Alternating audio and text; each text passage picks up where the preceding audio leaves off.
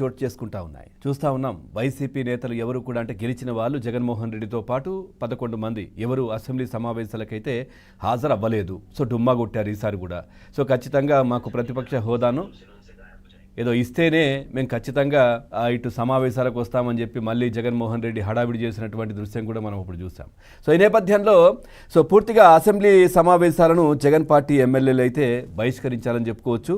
అట్లాగే కూటమి ప్రభుత్వం లక్ష్యంగా జగన్ ఒక కొత్త వ్యూహాలను కూడా అమలు చేస్తున్నారనే చర్చ. ఆ వ్యూహాలు అందరికీ తెలిసినవే. ఏంటంటే జనాల్లోకి వచ్చి అరడిజడి సృష్టించడం, లేదంటే ఈ ప్రభుత్వాన్ని విమర్శించడం, లేదు అనంటే ఇటు అమరావతి పైన విష ప్రచారాలు చేయడం కావచ్చు. ఇట్లాంటివన్నీ కూడా ఇవే వ్యూహాలు. వైసీపీ వాళ్ళు పన్నే వ్యూహాలన్నీ ఇవే. రాష్ట్రానికి పెట్టుబడులు రాకుండా చేయడం కావచ్చు. ఇట్లాంటి వ్యూహాలు వీళ్ళు పన్నే.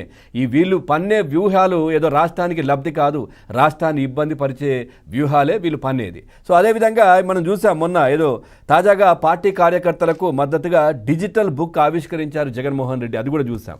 ఈ నేపథ్యంలో ఇప్పుడు కొత్తగా మళ్ళీ నేను విదేశాలకు వెళ్ళి రావాలి, యూరప్ ట్రిప్ కోసం నాకు పర్మిషన్ ఇవ్వండి అంటూ కూడా ఇటు సిబిఐని కూడా పర్మిషన్ కోరినటువంటి పరిస్థితి కనిపించింది. ఒక 15 రోజులు వెళ్ళొస్తాను నేను మా కూతుర్ల దగ్గరికి అని చెప్పేసి. మరి ఏమో సంవత్సరానికి ఒకసారి వెళ్తూ ఉంటారు మరి లండన్ కావచ్చు, పరిసర ప్రాంతాలకు యూరప్ ట్రిప్ అని చెప్పేసి. మరి దేనికో తెలియదు కానీ ప్రస్తుతం అయితే ఇప్పుడు వెళ్తా అని చెప్తా ఉన్నారు. ఎందుకంటే ఒకవైపు లిక్కర్కు సంబంధించి కూడా కీలకంగా ఆ అంశం కూడా కీలక దశకు చేరుకుంటున్నటువంటి పరిస్థితి.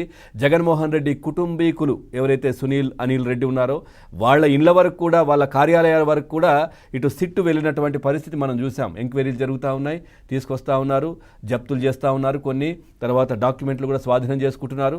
గూగుల్ టేక్అవుట్లు కావచ్చు, ఇవన్నీ కూడా టెక్నికల్ ఎవిడెన్స్లు కావచ్చు, ఇవన్నీ కూడా కలెక్ట్ చేస్తున్నటువంటి సమయంలో మరి జగన్మోహన్ రెడ్డి ఇటు యూరప్ ట్రిప్కి వెళ్తాను నేను, నాకు పర్మిషన్ ఇవ్వండి అని అడగాలని ఎట్లా చూడాలి? అలా కాకుండా కూడా కోర్టు కూడా చెప్పింది మీరు ఎప్పుడు వెళ్తున్నారు, ఎప్పుడు వస్తున్నారో. సిబిఐ చెప్పింది ఖచ్చితంగా ఇవ్వద్దని వాదించినప్పటికీ కూడా మళ్ళీ కోర్టు అన్నది మీరు వచ్చినట్టు రానట్టు మాకు తెలియట్లేదు, ఖచ్చితంగా మీరు వచ్చిన తర్వాత మా ముందు కనబడాలి, మాకొచ్చి కలవాలి, కోర్టుకు రావాల్సిందే అంటూ షరతులు కూడా కోర్టు విధించినటువంటి పరిస్థితి. న్యాయస్థానం పలు షరతులతో జగన్ యూరప్ పర్యటన కూడా అనుమతించింది.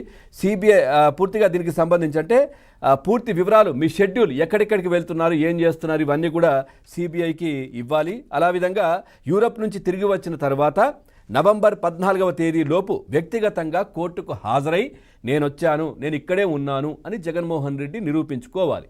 ఖచ్చితంగా కోర్టుకు అటెండ్ అవ్వాలి, లేదు అనంటే కుదరదు. ఎందుకంటే ఇవన్నీ కూడా షరతులు విధించారు. అదేవిధంగా మరి లండన్కి వెళ్ళినప్పుడు, యూరప్కి వెళ్ళినప్పుడు ఎక్కడెక్కడికి వెళ్తారు, ఎవరిని కలుస్తారు, ఏం చేస్తారు, ఇవి కూడా ఖచ్చితంగా డీటెయిల్స్ ఇవ్వాలంటూ కూడా కోర్టు షరతులతో కూడినటువంటి అనుమతిని అయితే ప్రస్తుతం ఇచ్చింది.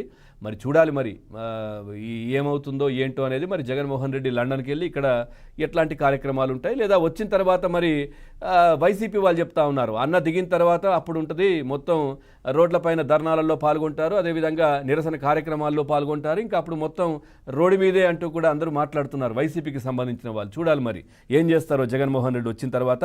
సో ఇదే అంశానికి సంబంధించి మనం చర్చలోకి వెళ్దాం. అసలు జగన్మోహన్ రెడ్డి యూరప్ ట్రిప్ ఈ సమయంలో ఏంటి, కీలకంగా రాష్ట్రంలో సిట్ ఎంక్వైరీలు జరుగుతున్నటువంటి సమయంలో, అదేవిధంగా మరి లండన్కి వెళ్ళి ఏం చేయబోతున్నారు, ఈ రెండు అంశాలు మనం చర్చిద్దాం. చర్చలో పాల్గొంటున్నారు రాజకీయ విశ్లేషకులు